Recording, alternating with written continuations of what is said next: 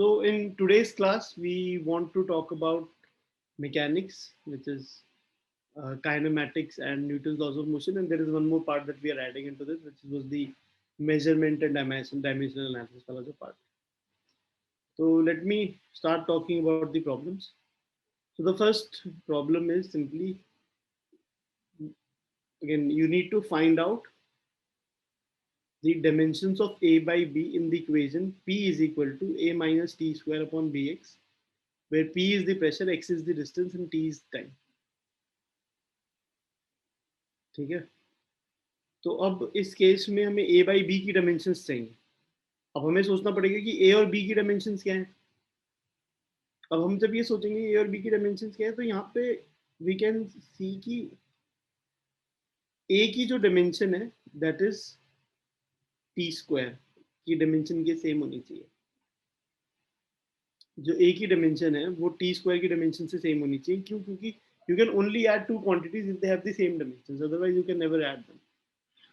ठीक है, तो A की डायमेंशन इससे टी स्क्वायर से सेम होनी चाहिए, and that would basically be implying कि यहाँ पे टी स्क्वायर ऐसे कुछ हो जाएगा. सिमिलरली B की डायमेंशन की बात की जाए तो अब देखो सिंपल सी बात है, जो ऊपर वाला एक्सप्रेशन है इसका उसकी डायमेंशन टी स्क्वायर है. नीचे वाले में अगर आप देखेंगे तो T square pressure is, pressure की dimension must be T square की डायमेंशन अपॉन B की डायमेंशन इनटू X की डायमेंशन विच इज लेंथ, क्योंकि X डिस्टेंस दे रखा है. तो अब यहाँ से अब प्रेशर की डायमेंशन हमें पता होनी चाहिए. प्रेशर की dimension is force per unit area. तो फोर्स की डायमेंशन आइडियली आपको याद होनी चाहिए, which is m kilogram metre per second square, ml t minus 2 upon area which is l square. तो दैट इज लाइक यहाँ से l स्टोर -1 ऐसे कुछ हो जाएगा. तो यहाँ पे लिख देते हैं ml -1 t -2. ये वाला पार्ट कैंसिल ही हो गया और सिंपली ये आ जाएगा, b की डायमेंशन आ जाएंगी m -1 t to the power 4. That should be the dimensions of an L raised to power 0. तो यहाँ पे अगर हम लिखते नहीं, इसमें गलती कर दी ना मैंने, इधर टी स्क्वायर है, प्रेशर इज ml -1 t -1. ये L क्यों कैंसिल किया मैंने? हाँ, उधर से एक L कैंसिल किया. क्या कर रहा हूँ मैं? B इधर आएगा, M इधर आएगा. गलती क्या कर रहा हूँ मैं इसमें? ये ए बाई निकालना है ना, बी तो सही निकाला आपने. बी तो निकाल लिया मैंने, ठीक है. अब हाँ सॉरी, A बाई बी की डायमेंशन निकाल लिया. Shit, somehow just before the class my head has started aching. I don't know why. ठीक है.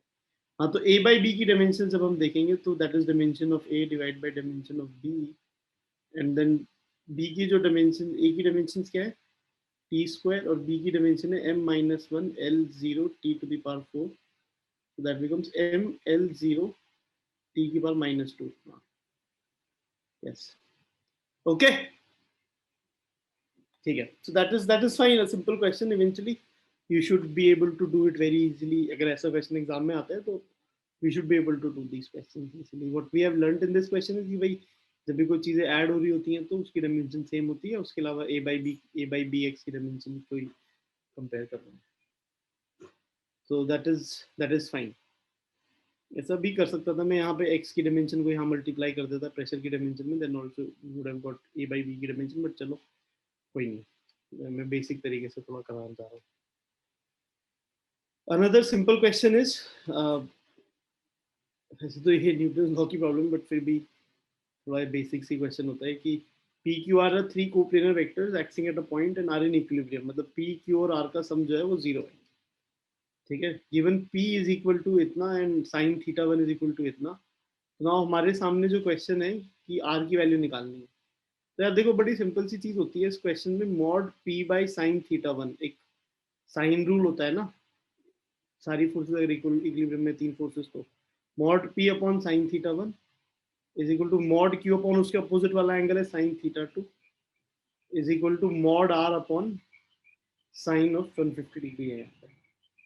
आपसे इन्होंने पूछा है वैल्यू ऑफ आर, पूछा गया है, they have asked for the value of R. तो बड़ी सिंपल सी बात है कि मॉड पी दे रखा है हमें, तो मॉड ऑफ आर जो है that is mod P into sine 150 degrees divided by sine of theta 1। And mod P, अब डरना नहीं है वैल्यू को देख के, ऐसा लग रहा है बड़ा गंदा सा लग रहा है, 1.9318 ऐसा कुछ लिख रहा है, डिवाइड बाय, सॉरी हाँ, sign theta 1 is 0.9659 into sin 150 is 1/2, sin 30 degree है वो तो that is okay. And then effectively you can see these cancel, this is 2, this is 2, this is 1. So effectively अगर आप देखेंगे तो आंसर आपका 1 वाला आंसर आ जाएगा। Are you guys able to understand this? ठीक है, बहुत ही सिंपल क्वेश्चन है, मतलब I ideally do not want to discuss it, but ठीक है, मतलब I wanted to start with simpler questions so that ऐसा ना हो कि बस मुश्किल क्वेश्चन करके निकल गए और कुछ लोगों को कुछ समझ ही नहीं आया। That is what I do not want. If you feel that these questions are very easy, you can leave the class also. We can join after an hour. You can join after an hour as well, and it is not at all a problem. Harsh, what is your doubt? भैया वो kg weight given तो शायद से force। हाँ, तो basically उन्होंने पूछा भी kg weight नहीं है तो doesn't matter. Okay. क्या? मतलब अगर हाँ न्यूटन में पूछा होता तो into g से मल्टीप्लाई करना होता है, तो that is the idea. kg weight से न्यूटन का कन्वर्जन हम देखें तो another problem, there is a screw valve and the zero of main scale division coincides with the fifth division of circular scale, and the circular division of the screw gauge, circular divisions of the screw gauge are 50 and it moves 0.5 millimeter in one rotation. तो अगर pitch की बात करेंगे तो sorry least count की बात करेंगे तो लीस्ट काउंट तो बड़ा सिंपल सा हो जाएगा, पिच बाई एन होता था लीस्ट काउंट हमारे लिए, कि भाई देखो टोटल 50 रोटेशन घूमने पे, 50 डिवीजन घूमने पे वो 0.5 मिलीमीटर जा रहा है, तो एक डिवीजन घूमने पे कितना दूर जाएगा, 0.5 divide by 50 which is 0.01 millimetre. Is that okay? ये हमें समझ आना चाहिए आसानी से। अब उसके बाद वो कह रहे हैं कि अब इसकी रीडिंग हमें पूछी जा रही है, रीडिंग पूछी जा रही है, तो बोला हुआ है कि diameter of the ball in the figure is. अब डायमीटर की जब बात करी जाएगी, डायमीटर के लिए हम देखेंगे main scale division, main scale reading क्या है और सर्कुलर स्केल रीडिंग क्या है, ये हम दो चीजें निकालते थे हमेशा से। अब मेन स्केल रीडिंग जो है हमारी यहाँ पे अगर हम नोटिस करेंगे तो लेफ्ट में जस्ट वर्नियर स्केल, इसके सर्कुलर स्केल के लेफ्ट में जो पहली रीडिंग है 1 2, तो वो कितनी हो गई यहाँ पे ये guys, what will be the reading? तो एक जो उसमें 0.5 मिलीमीटर मूव कर रहा है ना, ये 0.5 इंटू 2, तो क्या कहते हैं 1 मिलीमीटर हमारी मेन स्केल रीडिंग हो गई। अब हम आ जाते हैं सर्कुलर स्केल रीडिंग पे, let us move on to circular scale reading. Sir ये बात समझ आ रही है क्या कि देखो दो डिवीजन आई ना यहाँ पे, हमारे पास दो डिवीजन दे रखी हैं, तो 1 डिवीजन और सेकंड डिवीजन, ऐसे कुछ हमारे पास दो डिवीजन आ गई, और एक मेन स्केल डिवीजन जो है सॉर्ट ऑफ 0.5 mm की है। तो अब सर्कुलर स्केल रीडिंग की अगर हम बात करेंगे, circular scale reading would be 25 दे रखा है, 25 इंटू लीस्ट काउंट कितना था 0.01 mm, तो ये आ जाएगा 0.25 mm। Yes, and when this will be 0.25 mm, और जो ओवरऑल रीडिंग हमारी आ जाएगी वो आ जाएगी total reading would be main scale reading plus circular scale reading. यही होता है ना कि भाई मेन स्केल से कितना आगे गया हुआ है वो सर्कुलर स्केल रीडिंग से आता है, मतलब you can figure that out logically as well, मतलब नॉट एबल टू अंडरस्टैंड कि भाई एक रीडिंग में वो 0.01 मिलीमीटर मूव करे तो 25 रीडिंग नीचे आने में कितना मिलीमीटर मूव करेगा, ठीक है। तो MSR plus CSR and then that would be 1 plus 0.25 which is 1.25 millimetre. Now इसमें एक और चीज है कि जब दोनों जॉज साथ में टुगेदर हैं तो there is a zero error, right, और वो जीरो एरर कितना होगा वो भी निकालना पड़ेगा हमें। अब जीरो एरर के लिए हम कहते हैं कि जब जॉज टुगेदर है तो क्या रीडिंग आ रही है स्केल की, मेन स्केल रीडिंग 0 है, मेन स्केल रीडिंग 0 होगी यहाँ पे, एंड वर्नियर स्केल रीडिंग जो है, vernier scale reading sorry circular scale reading 5 into least count 0.01 which is 0.05 mm। और अगर हमें ओवरऑल रीडिंग देखनी है तो एक्चुअल लेंथ अगर हमें निकालनी है उसकी, एक्चुअल डायमीटर अगर हमें निकालना है तो actual diameter will be total reading minus the zero error. Zero error को हमेशा सबट्रैक्ट करना होता था, याद कर सकते हो, अगर भूल गए तो फिर आप ऐसे दिमाग कर से निकाल भी सकते हो कि यार भाई जीरो को 0.05 मिलीमीटर मेजर कर रहे हैं या फिर 1 मिलीमीटर को 1.05 मिलीमीटर मेजर कर रहे हैं, तो मेजर्ड रीडिंग जो है, ठीक है ना, मेजर्ड रीडिंग अगर मैं बोल दूं इसे, तो मेजर्ड रीडिंग में से माइनस करना है हमें जीरो एरर को, which would be what 1.25 minus 0.05 which is 1.20 millimeter. That is your actual diameter. Are you guys able to understand this? तो ये हमारा आंसर, ये वाला आंसर ठीक हो जाएगा इन दिस केस. ऑप्शन गलत है 1.25, तो बट कोई बात नहीं, we'll be able to see that. Are we clear about it? ठीक है. So this is a very easy question for me. मतलब I feel that this is a level 1 question because we should be able to do it by ourselves. बहुत ज़्यादा मुश्किल question नहीं है ये. Zero error के बारे में पता होना चाहिए, circular scale reading, main scale reading, इसके बारे में पता होना चाहिए, which is fairly straightforward. However, मतलब शायद मैं इसे लेवल 2 में भी डाल सकता था, क्योंकि एकदम से ना इसमें गलतियां हो जाती हैं 2-3 पार्ट्स में. वो मेन स्केल रीडिंग को 1 मिलीमीटर की जगह 2 मिलीमीटर ले लेते हैं बहुत बार, वो थोड़ी बहुत गलतियां रह जाती हैं, but still are we okay? ठीक है. Let us move on. Another question, which is there are 3 students and then they perform an experiment to measure the acceleration due to gravity. They use different pendulums and record for different number of observations are shown in the figure. Least count of length है ये, least count length का जो least count है वो है 0.1 centimeter and the least count for time है वो 0.1 second है. And what we are supposed to find out is we are supposed to find out the percentage error in G. Now अब इसमें देखो एक चीज हमें पता होनी चाहिए कि जो एक्सपेरिमेंट है, बड़ा पॉपुलर सा एक्सपेरिमेंट है, इस पे 2-3 बार डिस्कशन हो चुका है. What is that? जी टाइम पीरियड हमें पता है, सिंपल पेंडुलम में 2 pi under the root L by G होता है, which basically is G is equal to 4 pi square L by T square. और अगर परसेंटेज एरर इन G निकालते हैं तो डेल्टा G by G की वैल्यू हो जाती है delta L by L plus 2 times delta T by T. Now do you guys want any help in finding this out? Huh? Can you understand this by yourself? Okay, now if anybody needs any help, they can raise hand. I will surely tell you this because you're doing level 1 problems. ठीक है. Now अगर हमें ये बात समझ आ गई है तो अब हम लोग यहाँ पे क्या कर सकते हैं, अब किस बच्चे केस में एरर मिनिमम है, तो अगर मैं नोटिस करूंगा तो डेल्टा G by G 100 से मल्टीप्लाई करोगे तो परसेंटेज एरर आ जाएगा. दैट्स ओके, वो हम श्योर आप इंटेलिजेंट बच्चे निकाल लोगे. तो delta L by L 0.1 centimetre का एरर है. ओवरऑल लेंथ अगर मैं पहले बच्चे के लिए बात करूं फॉर फर्स्ट स्टूडेंट तो 0.1 by 64 plus 2 times delta T by T. अब ये delta T is the error in what do you call it, number of, this is the error in the time period. ठीक है. तो अब देखो दो तरीके से आप सोच सकते हो इसे. एक्चुअली में मेजरमेंट जो है ना, तो जो मेजर आप कर रहे हो, आप 8 ऑसिलेशन का टाइम मेजर कर रहे हो. 8 ऑसिलेशन का जो टाइम है वो आपने मेजर किया 128 प्लस माइनस 0.1 सेकेंड्स. तो एक ऑसिलेशन का जो टाइम आएगा वो 128 divide by 8 plus minus 0.1 by 8 आ जाएगा.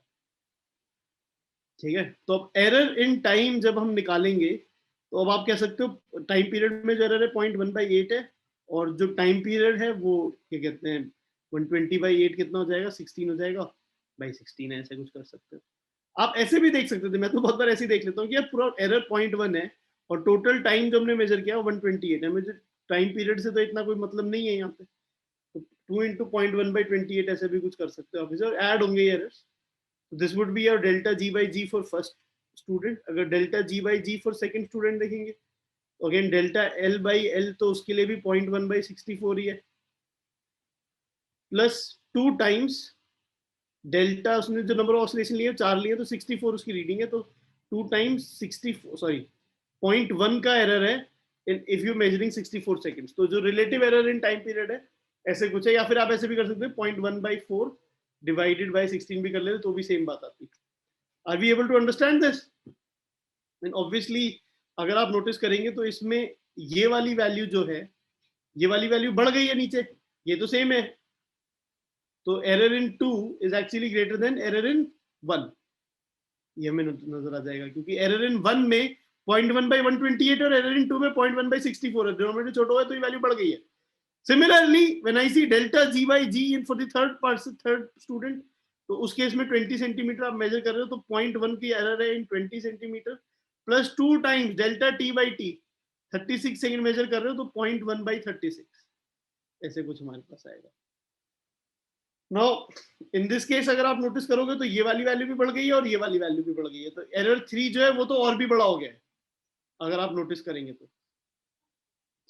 आपको निकालने की एग्जैक्ट जरूरत नहीं है, बट व्हेन यू कैलकुलेटेड तो एरर 3 जो है और भी बड़ा हो गया होगा, and then this would obviously become error 3 is greater than error 2 is greater than error 1. Error 1 is minimum, error 1 is 0, nahi, error 1 is not equal to error 2, error 2 is maximum equal. So error 1 is minimum is the correct answer in this particular question. Is it okay? ठीक है, ऐसे questions में जिसमें answers ऐसे ना हो कि एक आंसर होने से सारे आंसर गलत हो जाते हैं, उन क्वेश्चंस में प्लीज सारे ऑप्शंस को रिजेक्ट करना जरूरी है, राइट? मेक श्योर रिजेक्ट करो। बहुत बार आप कुछ गलती कर रहे होते हैं, you are not able to see that mistake, वो जब आप ऑप्शन दोबारा पढ़ते हो, ये तो गलती हो रही है यहाँ पे। ऑप्शंस तो पढ़ने की आदत डालो ही, हर बार ऑप्शंस पढ़ने की आदत डालो। Whenever you marking an answer, try to always read an option. मतलब it is gonna take 5-15 seconds extra, but it might save you a lot of time. So this is basically level 1 problems for simple error के questions, error and measurement के question. Are we able to understand these? ठीक है, and most of the question ऐसे हैं जो advance के paper में आ सकते हैं। मैं अगेन लेवल 1 भी कह रहा हूँ, तो मैं ये आइडिया ये है कि एक एडवांस के पेपर में सिर्फ मुश्किल क्वेश्चंस ही नहीं होते हैं, there are easy questions as well, right? And we should get that capability of making sure that we are able to solve those easy questions correctly. Clear? ठीक है, लेट मी मूव।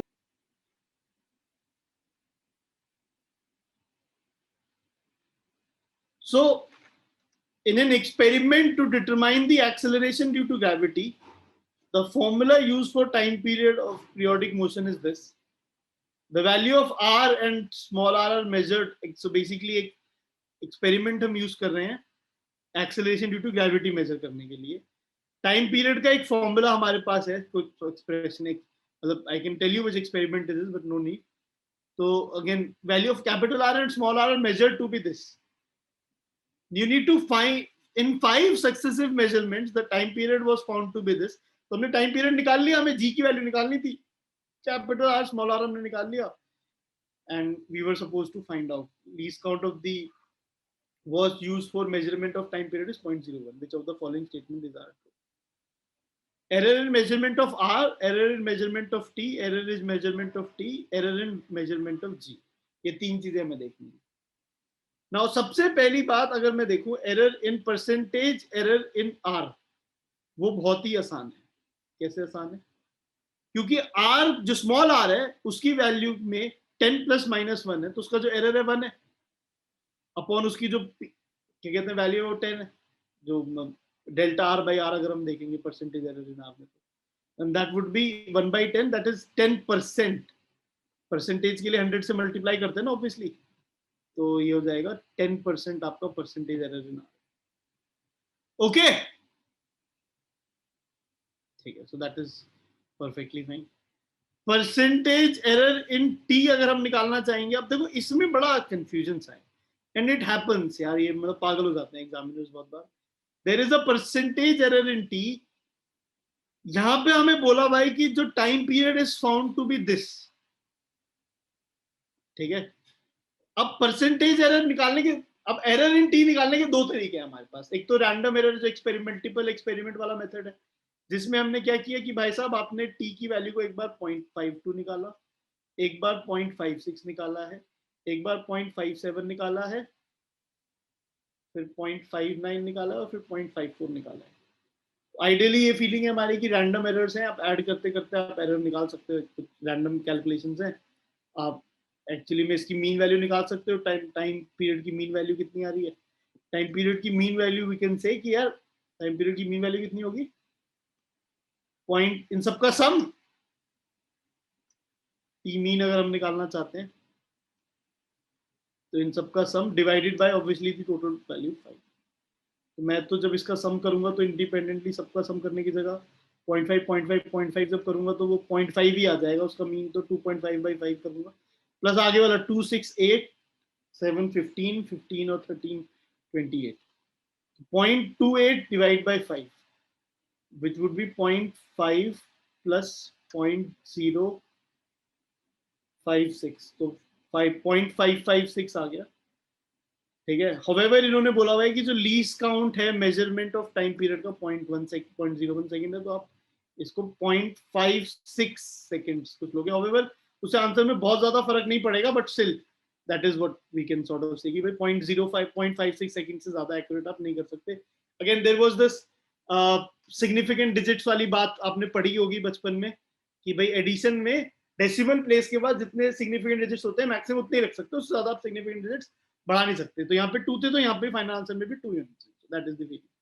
अब percentage, अब ये T mean की value है. तो T mean निकल के आया 0.56 सेकंड. ये टी मीन निकल के आया. अब एरर इन टी निकालेंगे तो अब देखेंगे तो भाई 0.52 से जो कितना चेंज है 0.04, 0.56 से तो 0 ही है, 0.57 से 0.01, 0.59 से 0.03, 0.54 से 0.02 डिवाइडेड बाय 5 ऐसे कुछ करेंगे. 4 + 1 3, 10/5 0.02 आपका एरर आ गया.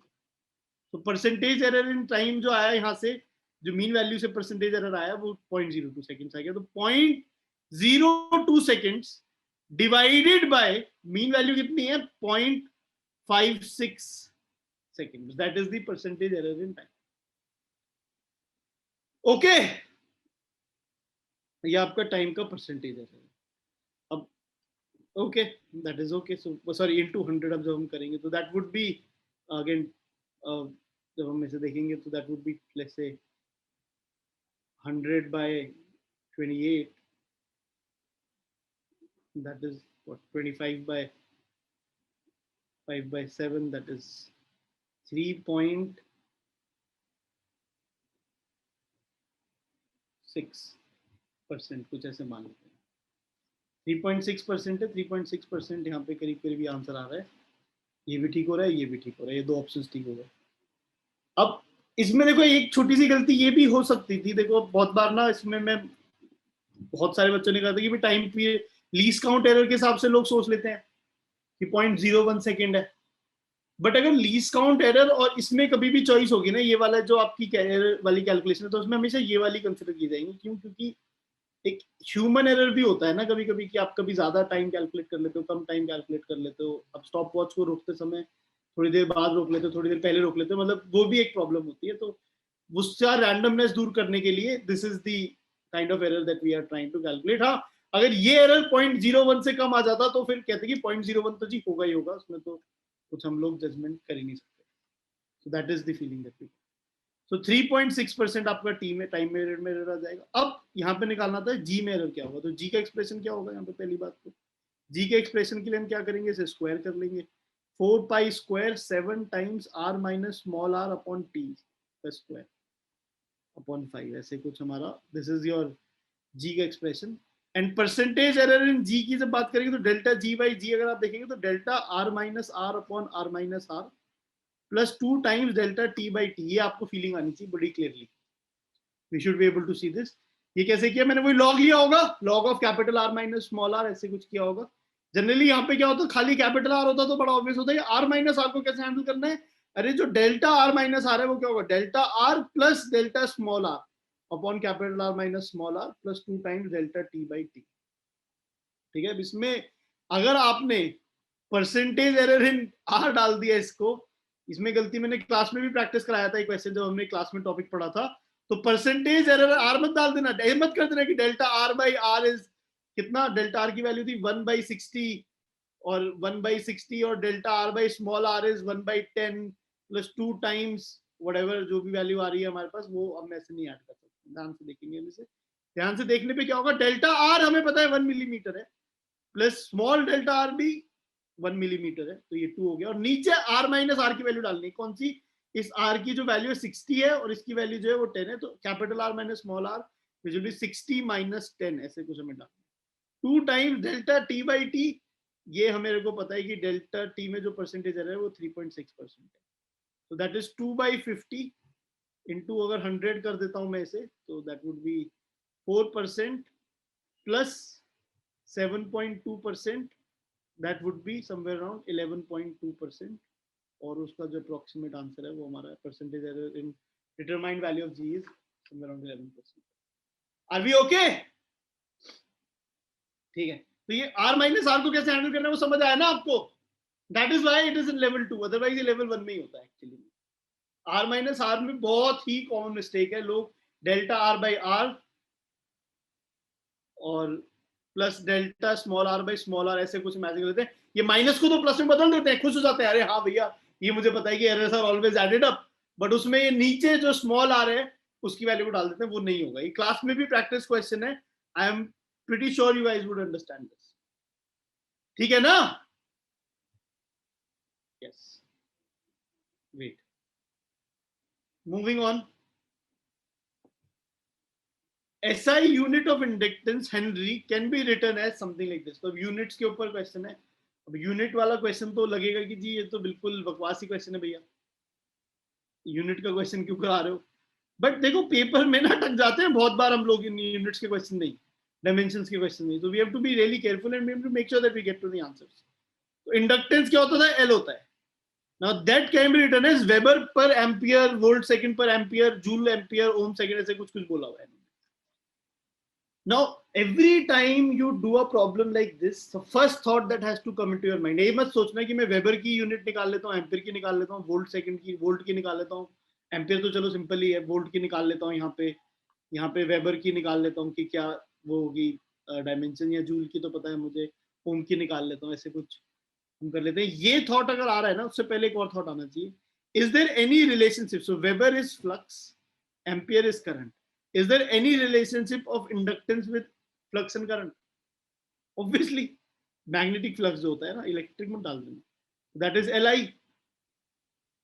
तो obviously जो dimensions of L होंगी, that will be dimensions of flux divided by dimensions of current, which will be Weber per ampere.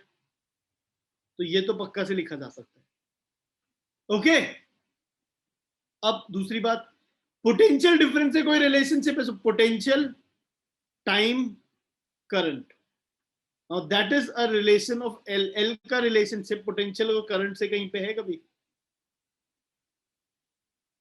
yes, V is equal to L di by dt. most of the questions, मतलब इतने साल हो गए मुझे पढ़ाते हैं, हमेशा इन क्वेश्चंस का most of the time, if not every time, most of the time they are related to a formula. ठीक है, तो यहां से अगर आप नोटिस करेंगे तो जो L है that is potential, time multiply हो जाएगा सेकंड अपॉन करंट के SI यूनिट एम्पियर, ऐसे कुछ हो जाएगा, तो वोल्ट सेकंड पर एम्पियर, ये भी ठीक है। जूल पर एम्पियर स्क्वायर, अब तो समझ आने लग जाएगा, जूल इज एनर्जी, एनर्जी और एल इंडक्टेंस में कोई relationship? Yes, energy is equal to half Li square, obviously L is equal to energy joule per ampere square, तो बिल्कुल ये भी ठीक है। ओम सेकंड, ओम सेकंड की अगर बात कर रहे हैं हम लोग, तो यार अब रेजिस्टेंस और टाइम में कोई रिलेशन है? यस, कौन सा रिलेशन है? टाइम कांस्टेंट वाला, time constant is L by R, तो L का जो एक्सप्रेशन हो जाएगा वो टाइम सेकंड है और रेजिस्टेंस ओम है, तो ओम सेकंड भी बोल देंगे, तो ये भी ट्रू हो गया। तो चारों की चारों रिलेशनशिप ट्रू हो गया actually. You could have done that like कि आप फ्लक्स का, आप L का supposedly you could have try calculating कि भाई L की डायमेंशंस क्या होंगे। L की डायमेंशंस कैसे निकालोगे आप? L की dimension supposedly flux upon current कर दो, magnetic flux is magnetic field into area, magnetic field is force upon q into velocity, q is current into time, ठीक है, तो ये हो जाएगा m l t minus 2, v is l t minus 1, ये उड़ गया, ठीक है, एम्पियर स्क्वायर, नीचे एक एम्पियर आ गया, ये l उड़ गया, तो यहाँ पे m1 t minus 2 a minus 1, ऐसे कुछ आपका डायमेंशंस आ गया inductance,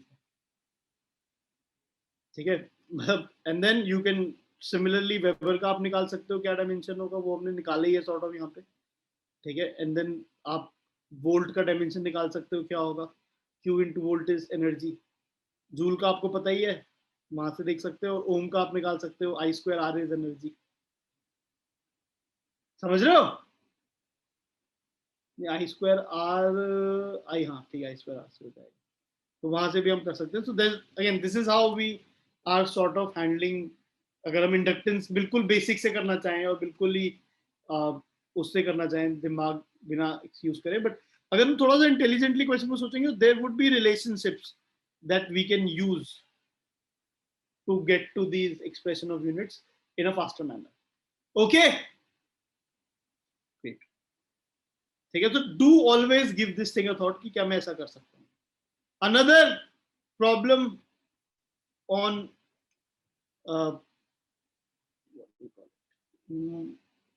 units and dimensions. Question जब मेरे को याद है, we were doing solving this question while solving the paper of,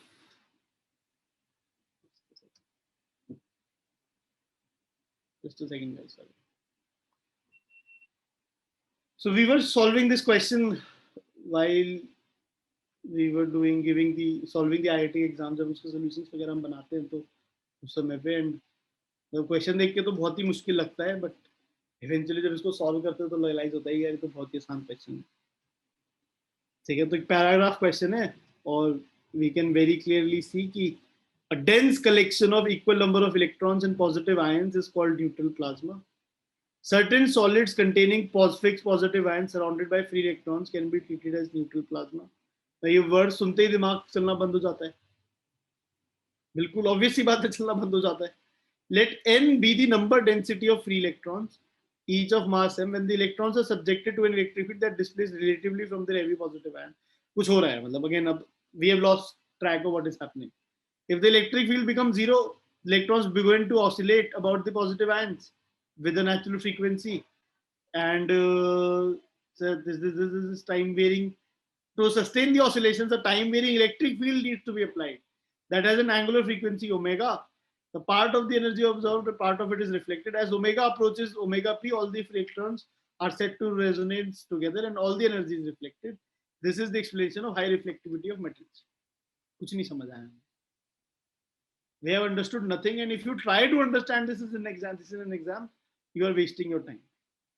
Why? Again, you might have to understand it because question might need it. So, but options questions पढ़ लेते हैं. Taking the charge as E, permittivity as epsilon naught, use dimension analysis. ये word पढ़ लो जरा. To determine the correct expression for omega p. कुछ दिमाग ही नहीं लगाना यार. एक एक्सप्रेशन में Ne by m epsilon naught है, एक एक्सप्रेशन में m epsilon naught upon Ne है, एक Ne square by m epsilon naught, ऐसे कुछ कहानी है. तो effectively what you have to do is, आपको एक्सप्रेशन निकालना है ओमेगा का. ओमेगा का एक्सप्रेशन में जो डायमेंशन होगी, ओमेगा फ्रीक्वेंसी है, t-1 होनी चाहिए लेफ्ट में डायमेंशन. राइट साइड में अब मैं क्या कर लेता हूँ, एक बार Ne की डायमेंशन देख लेता हूँ और एक m epsilon naught की डायमेंशन देख लेता हूँ. m epsilon naught की डायमेंशंस के लिए क्या करना होगा, m into obviously dimensions of epsilon naught. अब dimensions of epsilon naught कैसे निकलेंगी? हाँ, now what is the most common expression of epsilon naught that you know?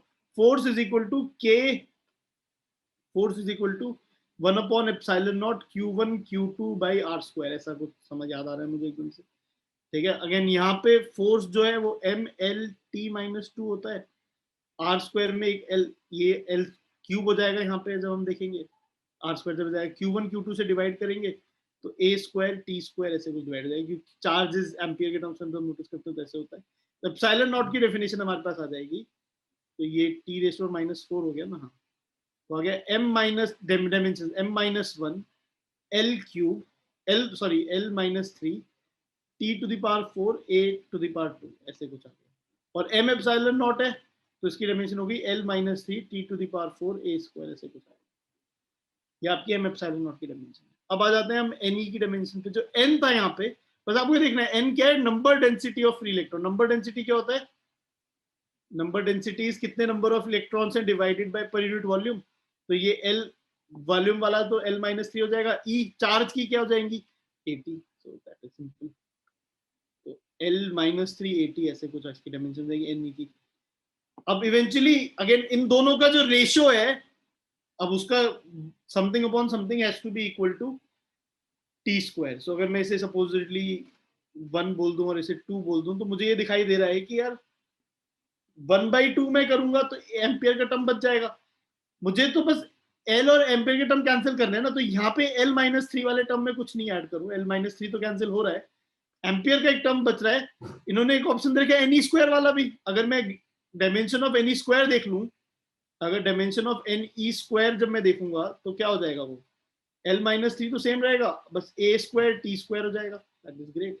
अब जब मैं इन दोनों को डिवाइड करूंगा तो अगर मुझे टाइम चाहिए तो time would be 2/3, that is time का स्क्वायर, एंड दैट इसका अंडर रूट ले लूंगा, टाइम आ जाएगा. So under the root, so 1/time will be under the root 3/2. ऐसे कुछ मैं सोच सकता हूँ.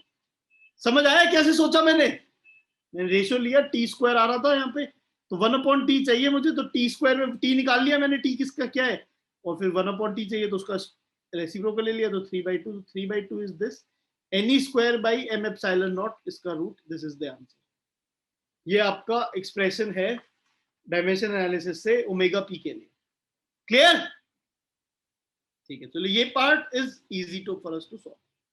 मतलब again it takes time, it's not something जैसे मुझे तो पता है चलो यहाँ पे हमें क्या करना है, आपको रियलाइज करने में कि अच्छा ऐसा कुछ करेंगे तो you might take time, it's okay, we will जो भी है वो तो सॉल्व करना ही है हमें। फिर now estimate the wavelength at which plasma reflection will occur for a metal having the density of electrons as this. n की वैल्यू दे दी, एप्सिलॉन नॉट की वैल्यू दे दी, m की वैल्यू दे दी, e की वैल्यू आपको पता ही है। तो अगर आप नोटिस करोगे तो आपको ओमेगा पी की वैल्यू पता चल जाएगी, ne square upon m epsilon not omega की पी की वैल्यू है, ये ऊपर वाले एक्सप्रेशन में यूज करा दे दिया उन्होंने। और अगर आपको फ्रीक्वेंसी पता चल जाती है, ओमेगा पता चल जाता है, तो can you find out the wavelength? Obviously wavelength is what? Wavelength is c upon frequency. ठीक है, अब c अपॉन फ्रीक्वेंसी की जब हम बात करेंगे तो c is speed of light which is 3 × 10⁸ metre per second, क्योंकि रिफ्लेक्टिविटी की बात कर रहे हैं ना, रिफ्लेक्टिविटी, लाइट की रिफ्लेक्टिविटी की बात कर रहे हैं। फ्रीक्वेंसी की जब बात कर रहे हैं हम लोग तो वो आ जाएगा, अगेन देखो ये वाली फ्रीक्वेंसी इज 2π टाइम्स न्यू, तो अगेन न्यू की वैल्यू अगर ओमेगा की न्यू की वैल्यू निकालेंगे तो ओमेगा p/2 हो जाएगा, तो कोई बात नहीं, वो आ जाएगा ne square upon m epsilon naught into upon 2π, ऐसे कुछ आ जाएगा। तो effectively 6 × 6π into 10⁸ into under the root of m epsilon naught upon ne square की वैल्यू निकालनी है। You know n, you know e, you given m, you given epsilon naught. Now this will obviously be a little difficult, but इन्होंने values बहुत आसान दे रखी हैं, ऐसे कोई बहुत बड़ी प्रॉब्लम नहीं होने वाली। m epsilon naught n के एक्सप्रेशन बहुत आसान दे रखे हैं, तो you put these values and then you would get an answer. I don't really remember which is the correct answer in this, but yes, you would get an answer easily. Are we okay? समझ आए question में कैसे करना है हमें? ठीक है, तो खुद से कर पाने में क्वेश्चन में I guess there might be trouble, but yes once we are able to see how things are then it is not that, मतलब once we are able to see, देखो खुद से करने में ट्रबल कहां पे है, why is this a level 2 question? Because आप इसको देख के डर जाओगे, दैट इज इट। अदरवाइज क्या डायमेंशन एनालिसिस में आप परमिटिविटी का डायमेंशन एनालिसिस नहीं निकाल सकते? परमिटिविटी का ही तो निकालना एक काम, डायमेंशन निकालना ही तो एक काम है। उसके बाद तो इन चार ऑप्शन में से एक ऑप्शन में देखना है ना, एक ऑप्शन में डायमेंशन जो 1/टाइम की डायमेंशन होंगी, है ना? ये सोचने की कोशिश करो, अगर ये सोच लिया अच्छे से clearly, then I am sure that you will be able to understand this. पक्का? ठीक है, ग्रेट। सो उसके बाद हमें ये वाली पार्ट हमने कर ही लिया, सॉल्व की, जो n है और एप्सिलॉन नॉट है, मतलब उसके बाद दूसरा पार्ट में बस ये ऊपर वाला एक्सप्रेशन यूज करना है हमें। ये वाले में फिर भी मुझे लगता है कुछ लोग अटक जाते हैं कि भाई अब कैसे करें सॉल्व, तो ऊपर वाला एक्सप्रेशन यूज करना है। ऊपर वाले एक्सप्रेशन को मतलब कोई ट्राई टू रिलेट, फ्रीक्वेंसी दे रखी है, फ्रीक्वेंसी ऊपर वाला एक्सप्रेशन को यूज करके फ्रीक्वेंसी निकाल सकता हूँ, वेवलेंथ पूछ रहे हैं। अब भाई फ्रीक्वेंसी और वेवलेंथ में रिलेशन तो एक ही रिलेशन बताए तुम्हें, या तुम्हें बहुत सारे रिलेशन बताए, वेटिंग कंफ्यूज की कौन सा रिलेशन से यूज करेंगे, तो वो कॉन्फिडेंस रखोगे, तुम्हें पता ही एक रिलेशन है। The only thing that you can do is you can find frequency, the wavelength आप ऐसे निकाल सकते हो कि c/nu करके, या मतलब वो देख लेना, वो फॉर्मूला तो आपको पता ही है, लैम्डा इज ct और ct इज 1 nu कर लेंगे तो बस हो गया काम करना। ठीक है, great. Let us talk about another question. Energy of a system as a function of time is given as something like this. ठीक है, तो ये exp raised to power minus alpha t, ये बहुत बार लिखा होता है। Again, I have really never understood why they do it, because they generally have, मतलब टाइपिंग में e लिखने का ऑप्शन पक्का से होता ही है, but this is what it is somehow, so that's you should be clear about it. ठीक है, e raised to power minus alpha t, where alpha की वैल्यू दे रखी है 0.2. Measurement of a has an error of 1.25%. and measurement of a time has an error of 1.5%. The percentage error in value of ET, energy, at t equal to 5 seconds is what? percentage error in the measurement of ET at t equal to 5 seconds is what? That is what we basically wish to figure out in this question.